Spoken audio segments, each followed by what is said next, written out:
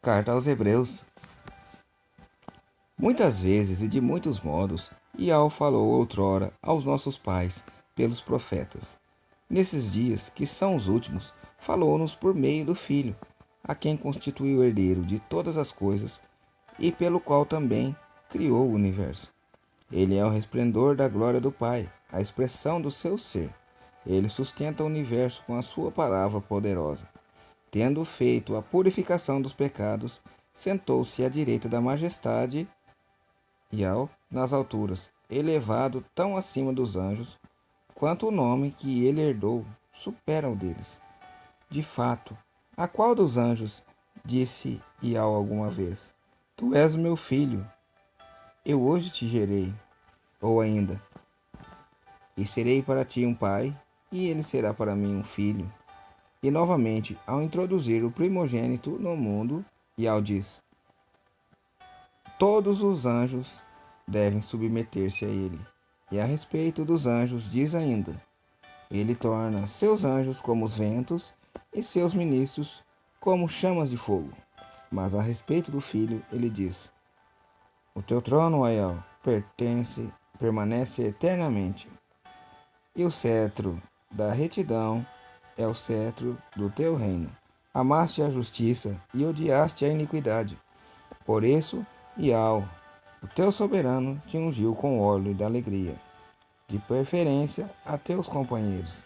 E ainda, tu, Iau, no início colocaste os fundamentos da terra, e os céus são obra das tuas mãos.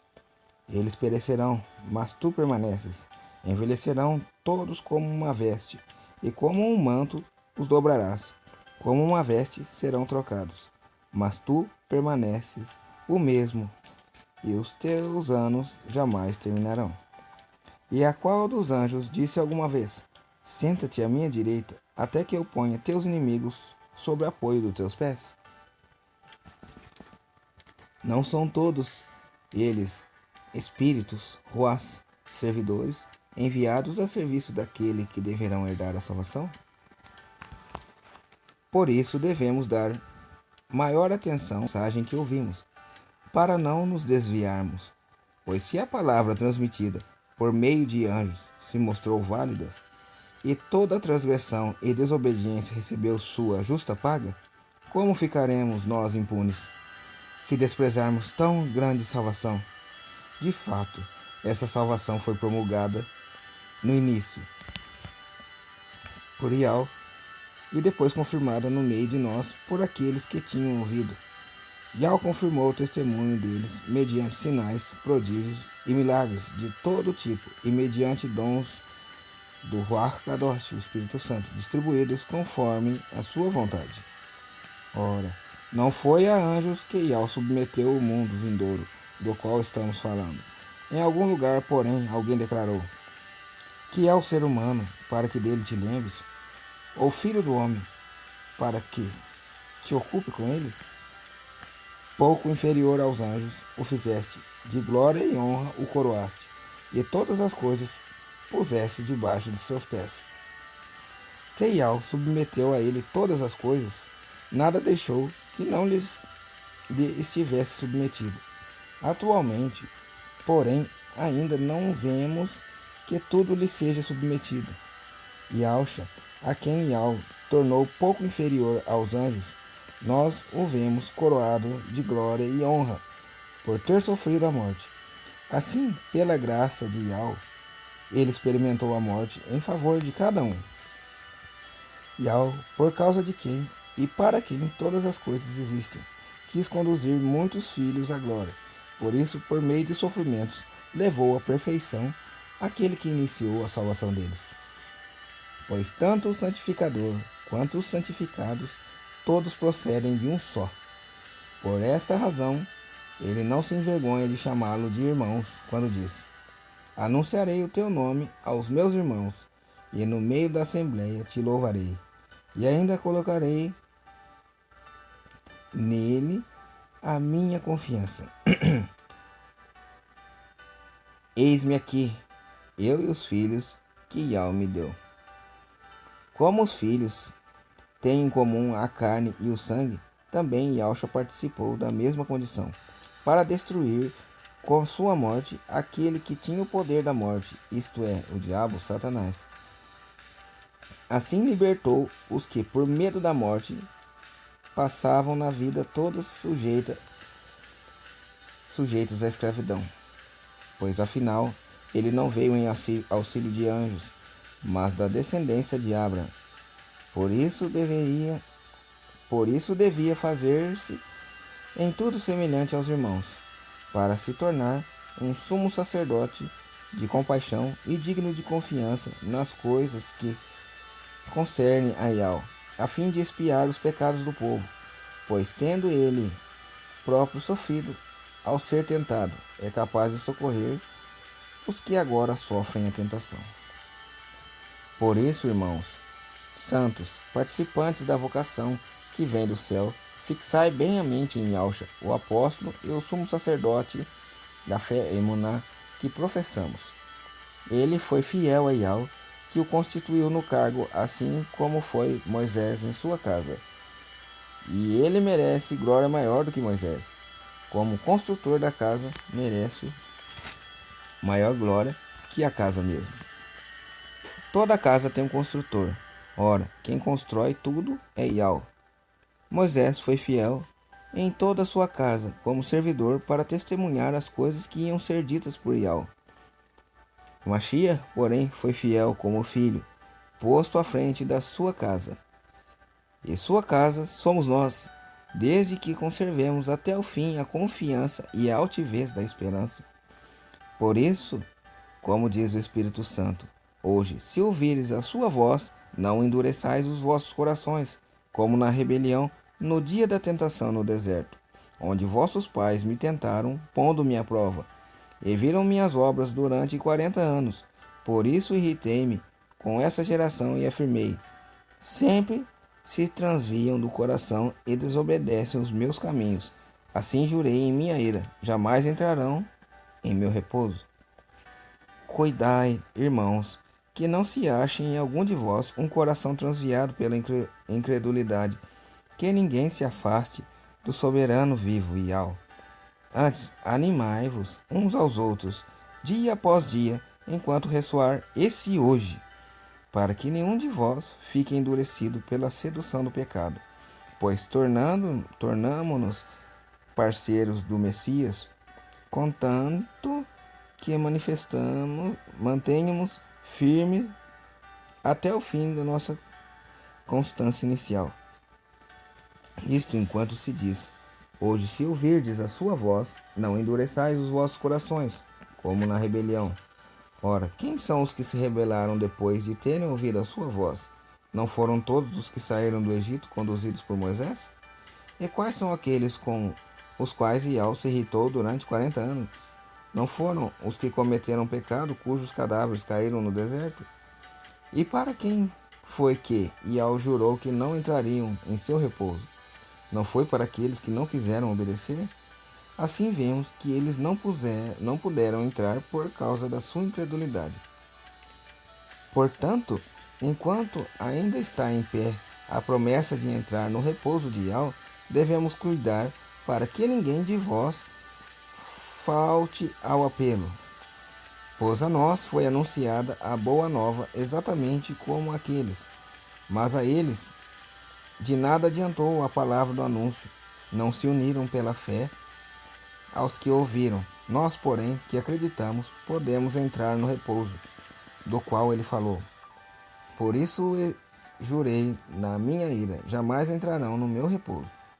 Uma vez que as obras estão terminadas desde a criação do mundo, de fato, numa passagem da Escritura, a respeito do sétimo dia, ele disse: e Iau repousou no sétimo dia de todas as suas obras. Também diz no texto aqui referido: jamais entrarão no meu repouso. Daí se confirma que alguns entraram nesse repouso, enquanto os primeiros a receberem a boa nova não entraram, por causa da desobediência. Por isso, Iau marca de novo um dia, um hoje, quando fala por meio de Davi, muito tempo depois, nos textos que já citamos. Hoje, se ouvires a sua voz, não endureçais os vossos corações. Se Josué lhes tivesse proporcionado esse repouso, não se falaria mais de outro dia. Portanto, ainda está reservado um repouso sabático para o povo de Yahweh. Pois aquele que entrou no repouso de Yahweh repousou de suas obras, como Yahweh repousou das suas. Esforcemo-nos, portanto, por entrar nesse repouso, para que ninguém repita o exemplo de desobediência acima referido. Pois a palavra de Yahweh é viva, eficaz e mais penetrante que qualquer espada de dois gumes. Penetra até dividir a alma e espírito, articulações e medulas, julga os pensamentos e as intenções do coração. Não há criatura que possa ocultar-se diante dela. Tudo está nu e descoberto aos olhos daquele a quem devemos prestar contas. Quanto a nós, temos um sumo sacerdote iminente que atravessou os céus, Yahshua, o Filho de Yahweh. Por isso permaneçamos firmes na profissão da fé. De fato, não temos um sacerdote incapaz de compadecer de nossas fraquezas, pois ele mesmo foi provado em tudo, a nossa semelhança, sem todavia pecar.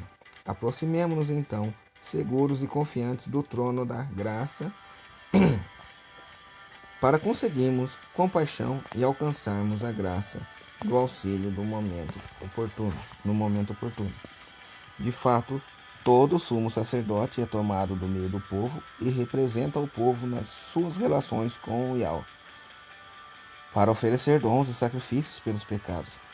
Ele sabe ter compaixão dos que estão na ignorância e no erro, porque ele mesmo está cercado de fraqueza. Por isso, deve oferecer tanto em favor de si mesmo como do povo sacrifícios pelo pecado. Ninguém deve atribuir-se essa honra, senão aquele que foi chamado por Yahweh, como Abraão. Deste modo, também o Messias não se atribuiu a si mesmo a honra de ser sumo sacerdote. Atribuiu-lhe esta honra aquele que lhe disse: Tu és meu filho, eu hoje te gerei. Como diz em outra passagem, tu és sacerdote para sempre, segundo a ordem de Melquisedeque. Ele, nos dias de sua vida na carne, dirigiu preces e súplicas, com forte clamor e lágrimas, aquele que tinha o poder de salvá-lo aquele que tinha o poder de salvá-lo da morte, e foi atendido por causa da sua piedosa submissão. Mesmo sendo filho, aprendeu o que significa a obediência, por aquilo que ele sofreu. Mas quando levou a termo sua vida, tornou-se causa de salvação eterna para todos os que lhe obedecem. De fato, ele foi por Yahweh proclamado sumo sacerdote segundo a ordem de Melquisedeque. A este respeito, teríamos muito a dizer, coisas bem difíceis de explicar, dada a vossa lentidão em compreender. Ao julgar pelo tempo, já deveis ser mestres. Contudo, de novo necessitais que alguém vos ensine os primeiros rudimentos da palavra de Yahweh. Tendes necessidade de leite em lugar de alimento sólido. Ora, quem se alimenta de leite não é capaz de compreender o ensinamento do que é justo, porque ainda é criança. O alimento sólido é para os adultos, aqueles que a experiência já exercitou para distinguir entre o bem e o mal. Por isso, deixemos agora as instruções elementares sobre o Messias e elevemo-nos ao ensinamento perfeito, sem novamente por alicerces o arrependimento das obras mortas, a fé em Yahweh, a doutrina acerca dos batismos, a imposição de mãos, a ressurreição dos mortos, o julgamento eterno. Eis o que faremos, se Yahweh o permitir.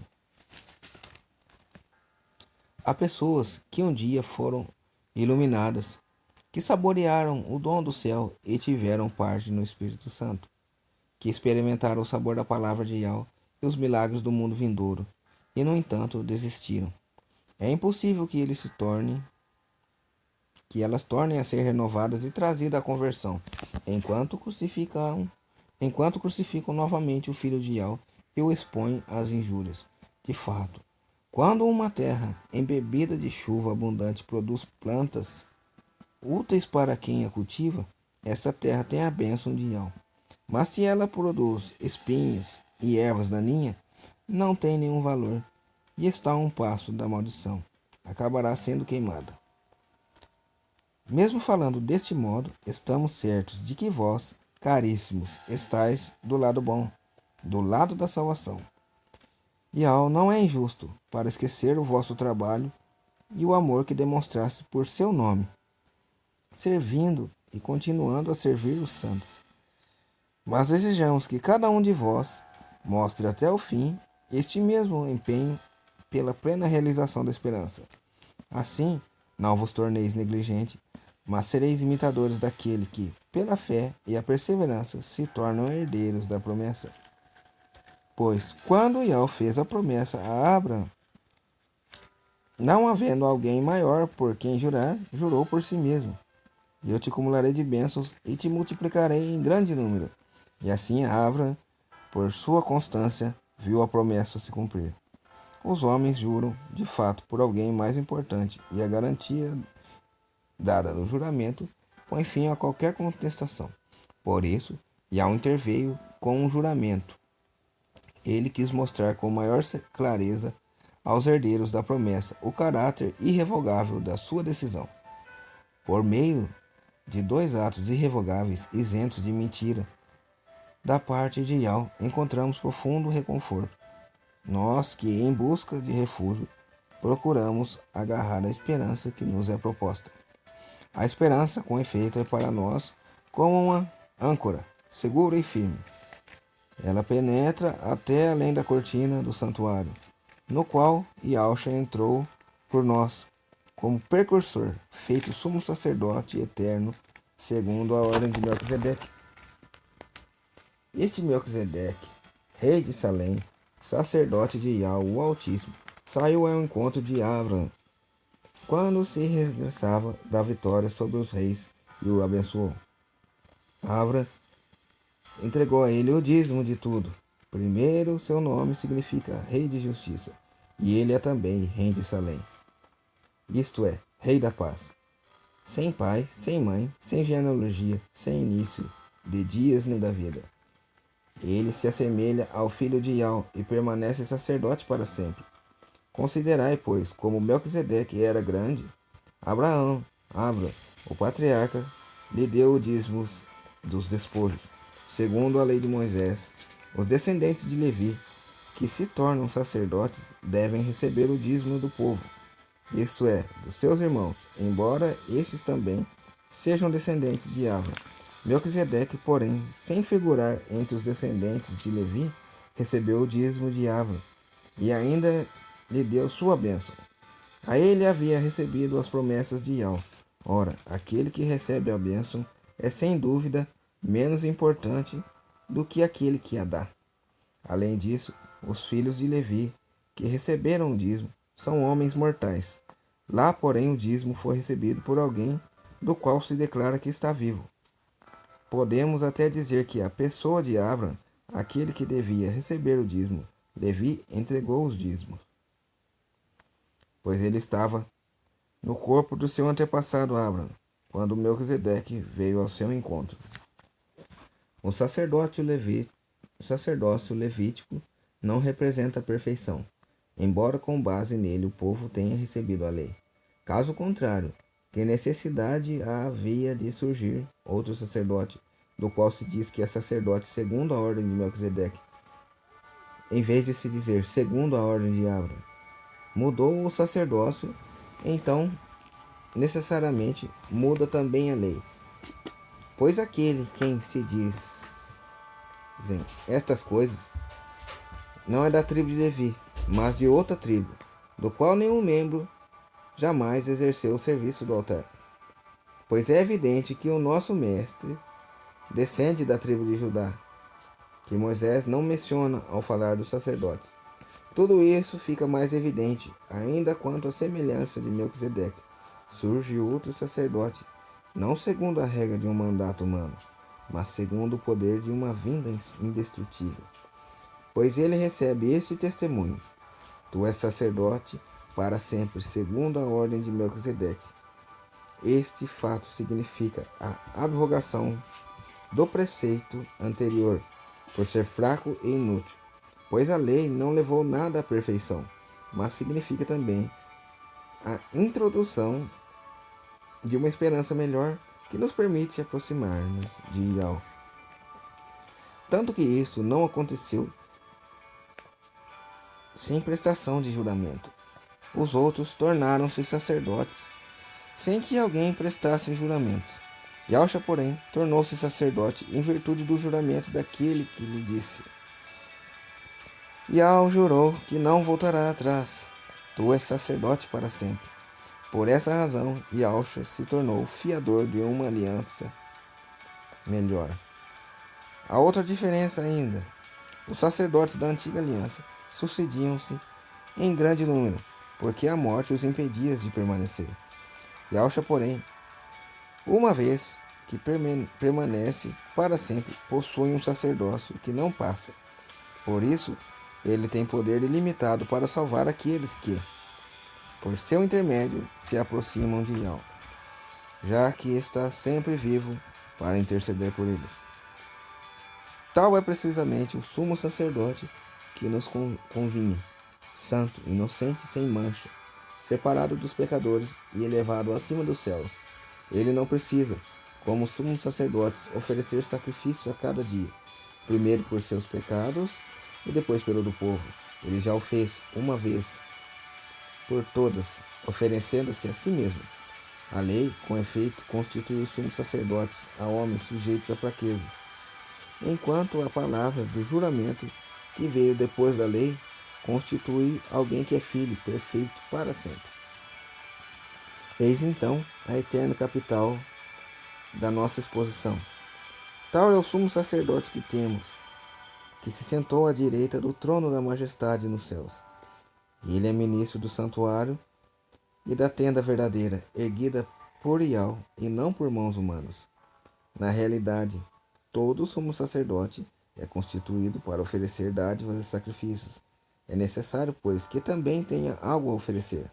Na verdade, se o Messias estivesse na terra, não seria nem mesmo sacerdote, pois já existem os que oferecem dádivas de acordo com a lei. Esses estão a serviço daquilo que é representação e sombra das realidades celestes. Mas como foi dito a Moisés, quando estava para executar a construção da tenda, vê, faze tudo segundo o modelo que foi mostrado sobre a montanha. Agora, porém, o Messias recebeu um ministério superior. Ele é o mediador de uma aliança bem melhor, baseada em promessas melhores. Pois se a primeira aliança fosse sem defeito, não se procuraria substituí-la por uma segunda. De fato, Yahweh repreendeu-os, dizendo: Dias virão, diz Yahweh, em que concluirei com a casa de Israel e com a casa de Judá uma nova aliança. Não como a aliança que fiz com seus pais, no dia em que os conduzi pela mão para fazê-los sair da terra do Egito, pois eles não permaneceram fiéis à minha aliança, e eu me desinteressei deles, diz Yahweh. Eis a aliança que firmarei com o povo de Israel. Depois daqueles dias, diz Yahweh, porei minhas leis em sua mente e as gravarei no seu coração.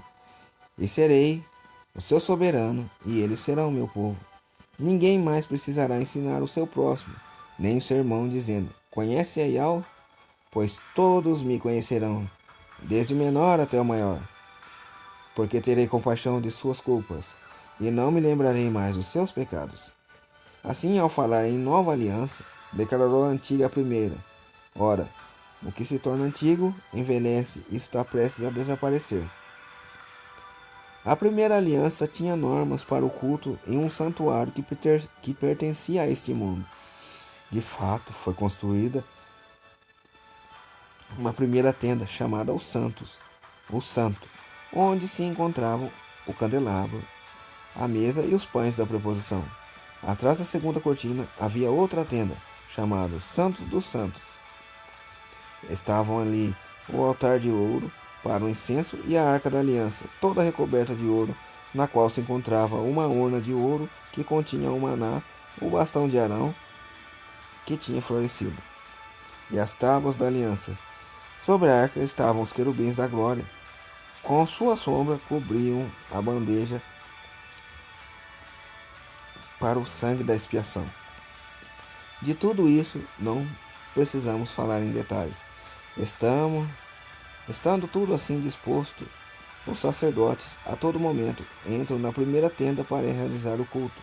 Na segunda tenda, porém, só entra o sumo sacerdote uma vez por ano, levando o sangue que ele oferece por si mesmo e pelos pecados do povo. Desse modo, o Espírito Santo mostra que, enquanto existe a primeira tenda, o caminho para o santuário ainda não está aberto. E isto tem sentido simbólico para o tempo presente. As dádivas e sacrifícios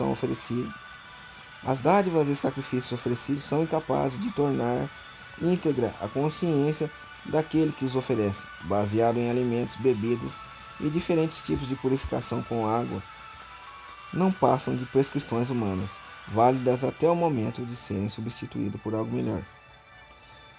O Messias, porém, veio como sumo sacerdote dos bens futuros. Ele entrou no santuário através de uma tenda maior e mais perfeita, não feita por mãos humanas, nem pertencendo a esta criação. Ele entrou no santuário não com sangue de bodes e de bezerros, mas com seu próprio sangue. Isso uma vez por todas, obtendo a redenção eterna.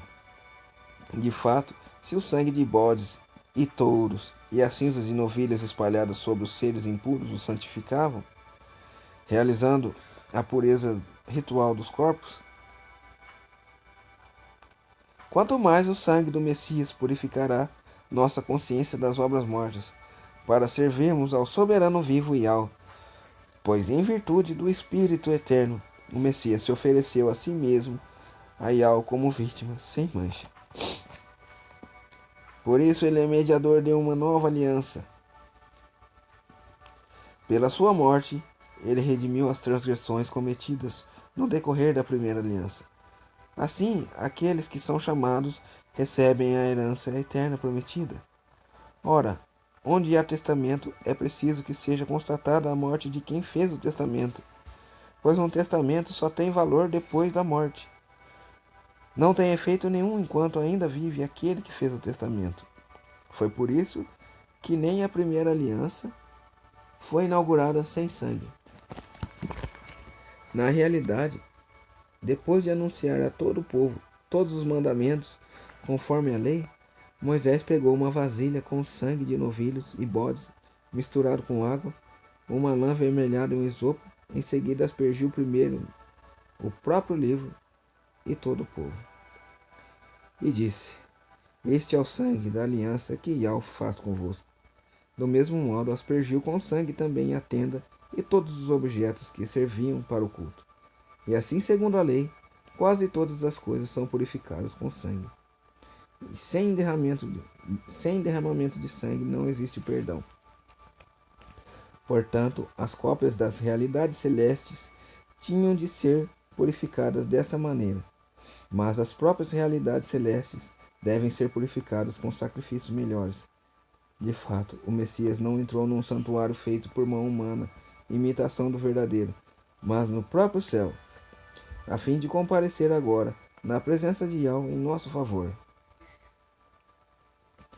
E não foi para se oferecer a si muitas vezes, como o sumo sacerdote cada ano entra no santuário com sangue alheio, porque se assim fosse, deveria ter sofrido muitas vezes, desde a origem do mundo.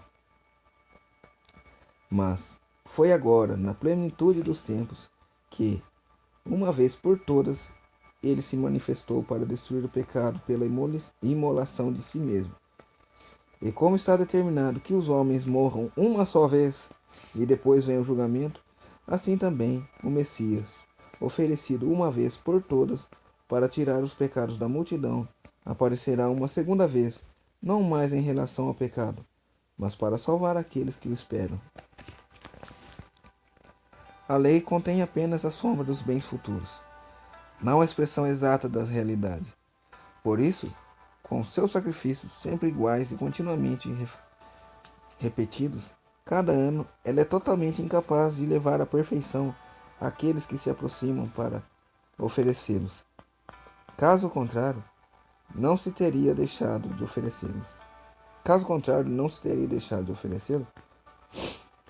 Pois os que prestam culto, uma vez purificados, já não teriam consciência alguma dos pecados. Mas, ao contrário, é por meio desse sacrifício que anualmente se renova a memória dos pecados. Pois é impossível eliminar os pecados com o sangue de touros e de bodes. Por essa razão, ao entrar no mundo, o Messias declara: Não quiseste vítima, nem oferenda, mas formaste um corpo para mim. Não foram do teu agrado holocaustos, nem sacrifício pelo pecado. Então eu disse: Eis que eu vim, ó Iau, para fazer a tua vontade. Como no livro está escrito a meu respeito. Na frase inicial ele disse: Não quiseste nem foram do teu agrado vítimas e oferendas, holocaustos e sacrifícios pelo pecado, coisas oferecidas segundo a lei. Então declarou: Eis que eu vim para fazer a tua vontade. Com isso, ele suprime o primogênito sacrifício, o primeiro sacrifício, para estabelecer o segundo.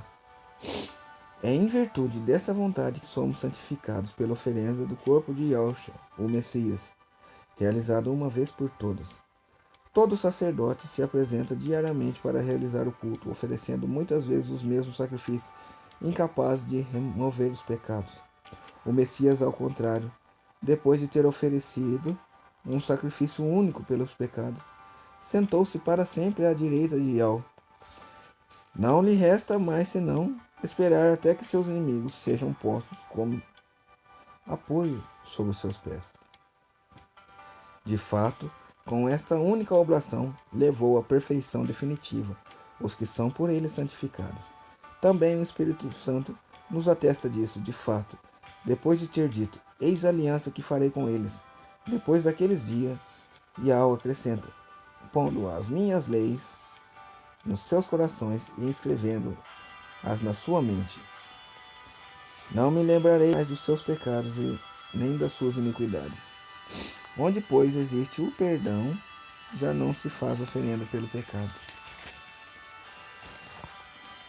Temos, pois, irmãos, a ousadia de entrar no santuário pelo sangue de Yahushua, pelo caminho novo e vivo que ele inaugurou para nós, passado através da cortina, quer dizer, através da sua humanidade. Temos um grande sacerdote que está à frente da casa de Yahweh. Aproximemo-nos, portanto, de coração sincero e cheio de fé, com o coração purificado de toda má consciência e o corpo lavado com água pura. Continuemos a afirmar nossa esperança sem esmorecer, pois aquele que fez a promessa é fiel. Estejamos atentos uns aos outros, para nos incentivar ao amor fraterno e às boas obras. Não abandonemos as nossas reuniões, como alguns costumam fazer. Antes, procuremos animarmos mutuamente, tanto mais que vedes o dia aproximar-se. De fato, se teimarmos em continuar pecando, depois de termos recebido o conhecimento da verdade, já não há sacrifício pelos pecados. Resta apenas a terrível expectativa do julgamento e o ardor de um fogo que devora os rebeldes.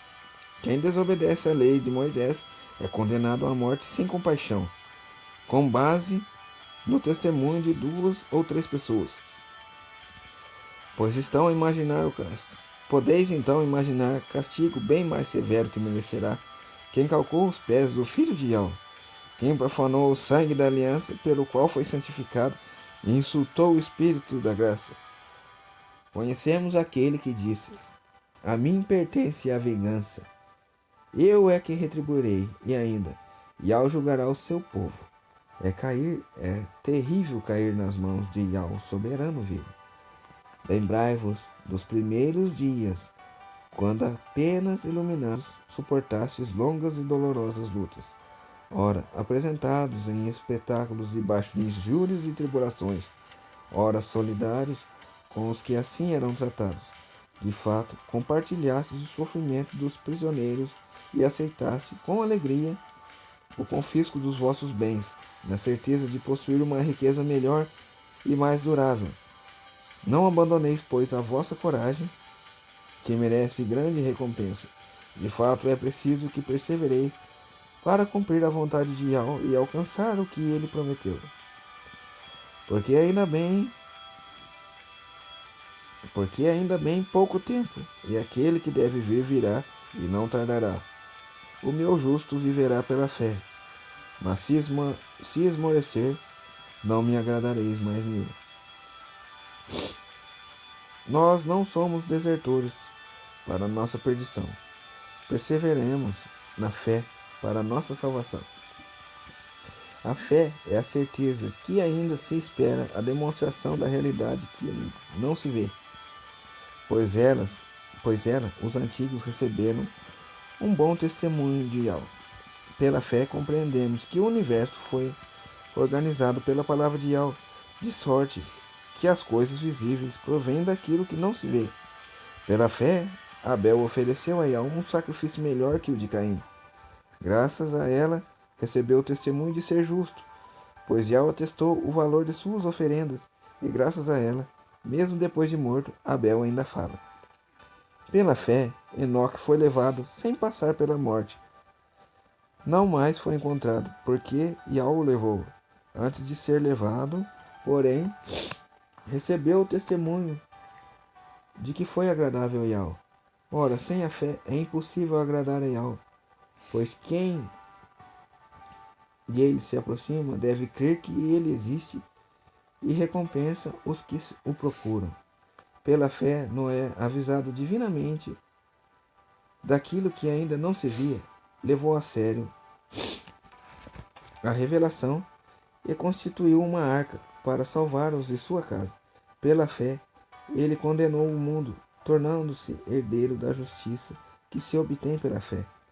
Pela fé, ao ser chamado, Abraão obedeceu a ordem de partir para uma terra que devia receber como herança e partiu sem saber para onde ia. Pela fé, ele viveu como migrante na terra prometida, morando em tendas, com Isaac e Jacó, os co-herdeiros da promessa, pois esperava a cidade de sólidos alicerces que tem e ao mesmo por arquiteto e construtor. Pela fé, embora Sara fosse estéril e ele mesmo já tivesse passado da idade, Abraão tornou-se capaz de ter descendência, porque considerou fidedigno o autor da promessa. E assim, de um só homem, já marcado pela morte, nasceu a multidão, comparável às estrelas do céu e inumerável como os grãos de areia do mar. Todos estes morreram firmes na fé, não chegaram a desfrutar a realização da promessa, mas puderam vê-la e saudá-la de longe, e se declaram estrangeiros e peregrinos na terra que habitam. Os que assim falavam demonstram estar buscando uma pátria, e se estivessem referindo-se à terra que deixaram, teriam oportunidade de voltar para lá.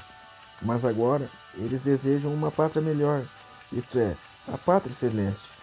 Por isso Yahweh não se envergonha deles, ao ser chamado seu soberano, pois até preparou uma cidade para eles. Pela fé, Abraão, posto à prova, ofereceu Isaque em sacrifício. Ele, o depositário da promessa, sacrificava o seu filho único, do qual havia sido dito: em Isaque que terá começo a tua descendência. Ele estava convencido de que ele tem o poder de ressuscitar os mortos, e assim recuperou seu filho, o que era uma prefiguração. Foi pela fé que também Isaque abençoou Jacó e Esaú a respeito das coisas futuras. Pela fé, Jacó, prestes a morrer, abençoou cada um dos filhos de José e, apoiando-se na extremidade do cajado, prostrou-se em adoração. Pela fé, José relembrou, já no fim da vida, o êxodo dos filhos de Israel e deu ordens acerca de seus restos mortais. Pela fé, Moisés, recém-nascido, foi concebido por seus pais durante 3 meses. Pela fé, Moisés, recém-nascido, foi escondido por seus pais durante 3 meses, porque viram a beleza do menino e não tiveram medo do decreto do rei. Pela fé, Moisés, já adulto, recusou ser chamado filho da filha do faraó. Preferiu ser maltratado com o povo de Iau a tirar proveito passageiro do pecado. Isto é, porque considerava a humilhação do Messias uma riqueza maior do que os tesouros do Egito, pois ele tinha os olhos fixos na recompensa. Pela fé, Moisés deixou o Egito sem temer a ira do rei, permaneceu firme como se visse o invisível. Pela fé, ele celebrou a Páscoa e fez a aspersão com sangue, para que o exterminador dos primogênitos do Egito não matasse os de Israel. Pela fé, atravessaram o Mar Vermelho como se fosse em terra seca, enquanto os egípcios, tentando fazer o mesmo, se afogaram. Pela fé, ruíram os muros de Jericó, após as voltas ao seu redor durante 7 dias. Pela fé, a prostituta Raabe não pereceu com os incrédulos, porque ela acolheu bem os israelitas que vieram reconhecer a região. Que mais devo dizer? Não teria tempo de falar ainda sobre Gideão, Baraque, Sansão, Jefté, Davi, Samuel e os profetas. Estes, pela fé, conquistaram reinos e exerceram a justiça. Foram contemplados com promessas, amordaçaram a boca de leões, extinguiram a violência do fogo, escaparam ao fio da espada, recobraram a saúde na doença, mostraram-se valentes na guerra, repeliram os exércitos estrangeiros. Mulheres reencontraram seus mortos pela ressurreição, outros foram torturados ou recusaram ser resgatados para chegar a uma ressurreição melhor. Outros ainda sofreram a provação dos escárnios, experimentaram o açoite, as cadeias, as prisões, foram apedrejados, serrados ou passados ao fio da espada. Levaram a vida errante, vestidos com pele de carneiro ou pelos de cabra, oprimidos, atribulados, sofrendo privações, eles dos quais o mundo não era digno, erravam por deserto e montanhas, pelas grutas e cavernas da terra. No entanto, todos eles, se bem que pela fé tenham recebido um bom testemunho, não alcançaram a realização da promessa. É que Yahweh estava prevendo algo melhor para nós. Não queria que eles chegassem sem nós à plena realização. Portanto, com tamanha nuvem de testemunha em torno de nós, deixemos de lado tudo o que nos atrapalha e o pecado que nos envolve. Corramos com perseverança na competição que nos é proposta, com os olhos fixos em Yahshua, que vai à frente da nossa fé e a leva à perfeição. Em vista da alegria que eu esperava, suportou a cruz, não se importando com a infâmia, e se assentou à direita do trono de Yahweh. Pensai, pois, naquele que enfrentou uma tal oposição por parte dos pecadores, para que não vos deixei abater pelo desânimo. Vós ainda não resististe até ao sangue da vossa luta contra o pecado, e já esqueceste as palavras de encorajamento que vos foram dirigidas como a filhos. Meu filho, não despreza a correção do mestre, de Yahweh. Não te desanimes quando ele te repreender, pois Yahweh corrige a quem ele ama, e castiga a quem ele aceita como filho. É para a vossa correção que sofreis. É como filhos que Yahweh vos trata. Pois qual é o filho a quem o pai não corrige? Pelo contrário, se ficais fora da correção aplicada a todos, então não sois filhos, mas bastardos. Ademais, tivemos nossos pais humanos como educadores, aos quais respeitávamos. Será que não devemos submeter-nos muito mais ao Pai dos Espíritos para termos a vida? Nossos pais humanos nos corrigiram como melhor lhes parecia, por um tempo passageiro. Yahweh, porém, nos corrige em vista de nosso bem, a fim de compartilharmos a sua própria santidade. Na realidade, na hora que é feita, nenhuma correção parece alegrar, mas causa dor. Depois, porém, produz um fruto de paz e de justiça para aqueles que nela foram exercitados. Portanto, firmai as mãos enfraquecidas e os joelhos vacilantes. Tornai retas as trilhas para os vossos pés, para que não destronque o que é manco, mas antes seja curado. Procurai a paz com todos e a santidade, sem a qual ninguém verá Yahweh. Cuidai para que ninguém fique privado da graça de Yahweh, e que nenhuma raiz venenosa cresça no meio de vós, tumultuando e contaminando a muitos. Não haja ninguém dado à prostituição, nenhum profanador, como Esaú, que por um prato de comida vendeu seus direitos de filho primogênito.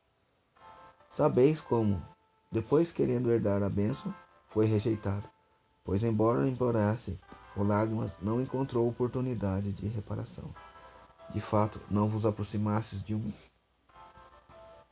fogo palpável e ardente, de negrume e treva, tempestade, da trombeta retumbante e do clamor das palavras que ouvistes, suplicaram, não continuaste, pois não aguentavam o que era errado. Até um animal que toque na montanha será apedrejado. O espetáculo era tão medonho que Moisés disse: Estou apavorado e a tremer. Vós, ao contrário, vos aproximastes do monte Sião e da cidade do soberano vivo, a Yahushalã celeste, da reunião festiva de milhões de anjos, da assembléia dos primogênitos, cujos nomes estão escritos nos céus. Vós vos aproximastes de Yahweh, o juiz de todos os espíritos dos justos, que chegaram à perfeição, de Yahusha, o mediador da nova aliança e da aspersão, com um sangue mais eloquente que o de Abel. Cuidado, não deixeis de escutar aquele que vos fala. Os que recusam escutar aquele que vos advertia na terra não escaparam do castigo. Menos ainda escaparemos nós do castigo, se voltarmos as costas a quem nos fala do alto do céu. Aquele cuja voz então abalou a terra, agora diz: Ainda uma vez abalarei não somente a terra, mas também o céu. A expressão ainda uma vez anuncia o desaparecimento de tudo aquilo que participa da instabilidade do mundo criado, para que permaneça só aquilo que é inabalável. Já que entramos na posse de um reino inabalável, sejamos gratos, e assim sirvamos a Yahweh de modo a agradar-lhe, com piedade e temor, pois o nosso soberano Yahweh é um fogo devorador. Perseverai no amor fraterno, não descuideis da hospitalidade, pois graças a ela alguns hospedaram anjos sem perceber. Lembrai-vos dos presos, como se estivessem presos com ele, e dos que são maltratados, pois também vós tendes um corpo. O matrimônio seja honrado por todos, e o leito conjugal sem mancha, pois Yahweh julgará os libertinos e adúlteros. Que vossa conduta não seja inspirada pelo amor ao dinheiro. Contentai-vos com o que tendes, porque ele próprio disse: Eu nunca te deixarei, jamais te abandonarei. De modo que podemos dizer com segurança: Yahweh meu auxílio, jamais temerei. Que poderá me fazer o ser humano? Lembrai-vos dos vossos dirigentes, que vos pregam a palavra de Yahweh, considerando o fim de sua vida. Imitai-lhes a fé. Yahshua Messias é o mesmo ontem, hoje e sempre. Não vos deixeis extraviar por qualquer espécie de doutrina estranha, pois bem é bom que o coração seja fortificado pela graça, e não por regras alimentares, das quais nenhum proveito tiram aqueles que a seguem. Nós temos um altar, do qual não se podem alimentar os que servem a tenda, pois os corpos dos animais, cujo sangue o sumo sacerdote leva para o santuário, para expiação do pecado, são queimados fora do acampamento. Por isso também Yahshua sofreu de lodo do lado de fora da porta, com o seu sangue. Por isso também Yahshua sofreu do lado de fora da porta, para, com o seu sangue, santificar o povo. Vamos, portanto, sair ao seu encontro, fora do acampamento, carregando a sua humilhação, porque não temos aqui cidade permanente, mas estamos à procura da que está por vir. Por meio de Yahshua ofereçamos a Yahweh um perene sacrifício de louvor, isto é, o fruto dos lábios que celebram o seu nome. Não vos esqueçais da prática do bem e da partilha, pois esses são os sacrifícios que agradam a Yahweh. Obedecei aos vossos dirigentes e segui as suas orientações, pois eles velam por vós como quem há de prestar contas. Quem que possam fazê-los com alegria e não com queixas, o que não seria vantajoso para vós. Orai por nós, estamos confiantes, com a consciência tranquila e querendo fazer o bem em tudo. Orai com insistência, ainda maior, para que eu possa voltar até vós o quanto antes. Aquele que se tornou pelo sangue uma aliança eterna, o grande pastor das ovelhas, o nosso mestre Yahshua, o Yahweh da paz soberano, o reconduziu dentre os mortos. Que o mesmo Yahweh vos torne aptos para todo bem, a fim de fazerdes sua vontade. Que ele realize em nós o que lhe é agradável, por Yahshua Messias, ao qual seja dada a glória pelos séculos dos séculos. Assim seja. Aleluia. Ó Pai, bendito és tu, bendita é a tua santa palavra, Pai. Aleluia.